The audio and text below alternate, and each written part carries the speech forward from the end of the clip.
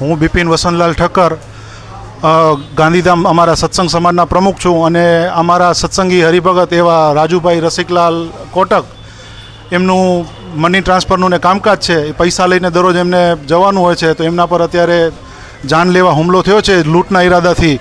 અને આથી પહેલાં પણ 2 વખત આવા હુમલા થઈ ચૂક્યા છે, પણ પહેલાં પણ કોઈ રિઝલ્ટ આવેલું નથી. અને અત્યારે આ હુમલો આજે થયેલો છે અને અત્યારે હોસ્પિટલમાં એડમિટ કરેલા છે એમને.